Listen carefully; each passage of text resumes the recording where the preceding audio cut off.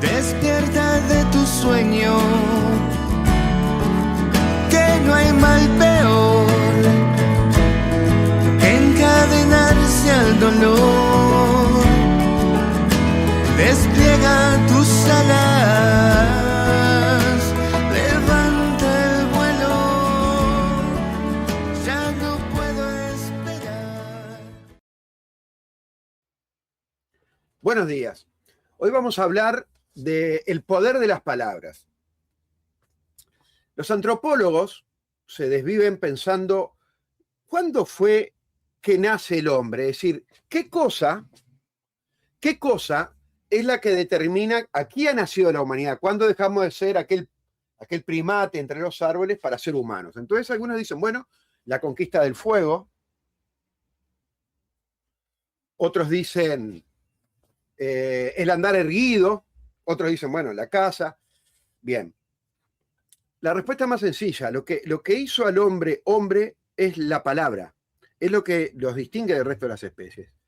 Es la palabra la que lleva al andar erguido, es la palabra la que lleva a descubrir el fuego. De hecho, el mito de Prometeo, que es el descubrimiento del fuego, en cierto sentido es el fuego de las palabras. Es decir, lo que trae Prometeo de los dioses a los hombres, no es el fuego de las palabras.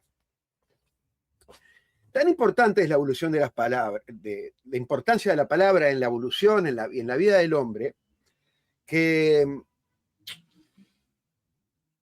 por suerte tenemos los dientes que demuestran cómo fue evolucionando nuestra dentadura en función de la palabra. De todas las cosas del hombre, las más fuertes, la que más sobrevive el paso del tiempo es la dentadura. Es lo que más se encuentra, más que huesos, un tipo de hueso mucho más fuerte.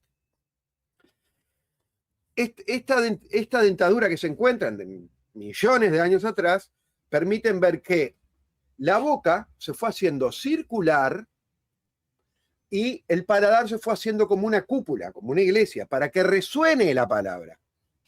La boca está hecha no solo para comer, no solo para besar, sino también para hablar, porque es con las palabras que se conquista una mujer, es con palabras que se mueven sociedades, es con palabras que se domina y es con palabras que se libera.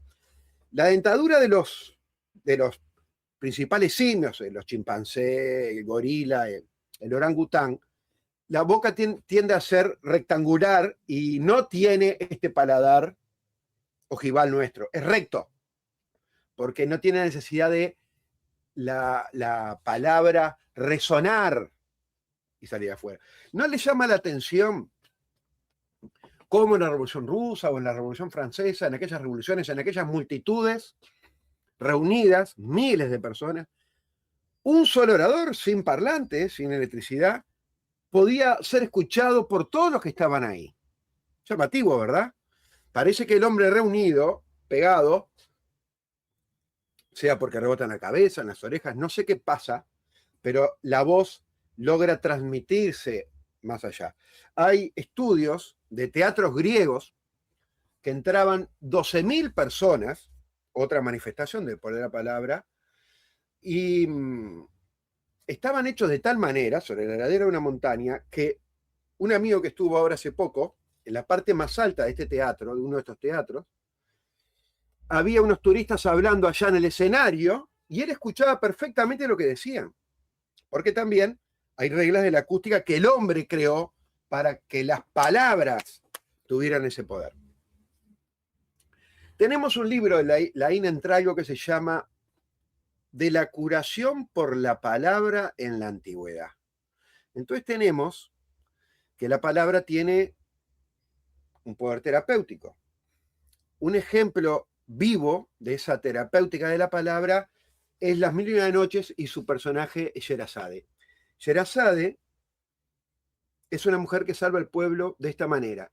El califa había descubierto que su mujer era infiel, le corta la cabeza. El hermano del califa había descubierto que su mujer, que también era califa de otro lugar, le corta la cabeza y descubren que las mujeres son todas infieles, entonces las va a castigar de esta manera. Se casa cada noche con una virgen pero a la mañana la decapita. Hasta que Sherazade, hija del visir, que es el segundo al mando, le pide al padre que lo case con el califa porque tiene un plan. Entonces, la noche de bodas, pide traer a la hermana a la habitación conyugal y le hace un cuento, pero llega al amanecer a mitad del cuento. Y el califa quedó enganchado con el cuento. Entonces, es la hora de ejecutar, dice, bueno, vamos a suspender por una noche esto. Ella continúa el cuento a la siguiente noche, pero continúa, hace otro y lo deja por la mitad. Y así 1001 noches. Al término de las 1001 noches, ha curado al enfermo, al califa, al sádico, y le ha dado 2 hijos, y su hermana también le ha dado 2 hijos. Ahí tenemos un ejemplo del poder terapéutico de la literatura. Sherazade salva a su pueblo con poesía. Sherazade salva al que sería su amor, el califa, con poesía. Pero tenemos al griego, al sofista, Antifón, que elaboró una clínica para curar por medio de las palabras. Entonces tenemos la psicología, no el conductismo, pero sí el psicoanálisis, que es una terapéutica basada exclusivamente en las palabras, con este principio. Nuestra estructura psíquica, nuestros traumas, toda nuestra estructura psíquica está armada como un discurso, está armada con palabras. Encontradas las palabras claves o las frases claves, se desarman ciertas estructuras, cae un edificio y se erige otro edificio de ideas, de palabras, de sentimientos. El inconsciente está estructurado como un lenguaje. El universo está estructurado por un lenguaje, lo descubre la química analítica. No están ahora tratando de editar el gen del envejecimiento. ¿Qué quiere decir editar el gen? Que se puede escribir, que repite la lógica del lenguaje, porque el universo es un lenguaje, porque hacemos el mundo con palabras. No en vano, el Evangelio de San Juan comienza, en el principio era el verbo, y el verbo era Dios, y el verbo era con Dios. No es solo la religión judía, la religión cristiana, ni la musulmana las que hablan de la creación por medio de la palabra. Es una idea que atraviesa todas las religiones. Creamos el mundo con palabras. Las palabras de los poetas, de los escritores, nos alientan en momentos difíciles, y son las palabras de los poetas, las palabras de los profetas, los que han creado los códigos morales de la humanidad. Son palabras. Hay algunos que piensan que no todo es transmitible con palabras. Eso es un problema de la capacidad, el poder que maneja esa persona con las palabras. Ahora, esta palabra que hablaba el profeta, como hablamos en el primer programa, el poeta anónimo, y que es enriquecida por el que escucha, esta palabra que cuando es oral se va enriqueciendo a medida que cada hombre la va perfeccionando, tiene un enemigo, porque toda terapéutica creada por el hombre, ante su enfermedad, tiene su enemigo, que es la propia enfermedad que viene a luchar contra la terapéutica. Y ese enemigo es la escuela,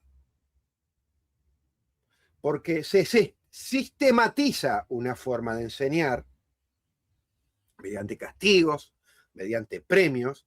Entonces se institucionaliza el uso de la palabra. Uno va a aprender a escribir en la escuela correctamente, también va a aprender en la escuela una cantidad de dogmas como que los animales no piensan. El tema es que no es solo las ideas que impone la escuela, sino el método, que no es un método amoroso de vínculo con la palabra.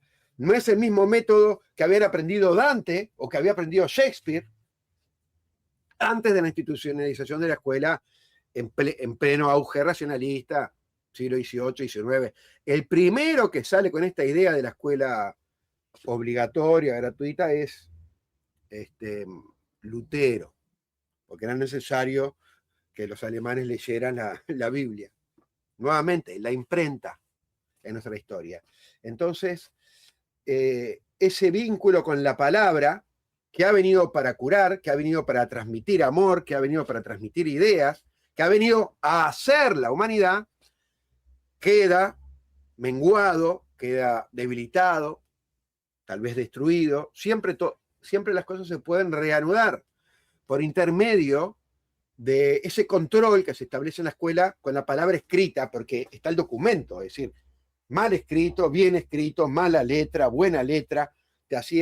Antes había el renglón, tenía dos renglones, un pequeño renglón para la letra chica, otro renglón para la mayúscula, e inclusive a la gente que era zurda se le ataba la mano, provocando graves problemas psicológicos posteriores, y se le hacía escribir con la derecha, porque a la diestra de Dios Padre, la siniestra. Por hoy nos despedimos de nuestro amigo Juan Pablo, que está en Rivera, y de todos ustedes que nos siguieron hasta acá. Muchas gracias.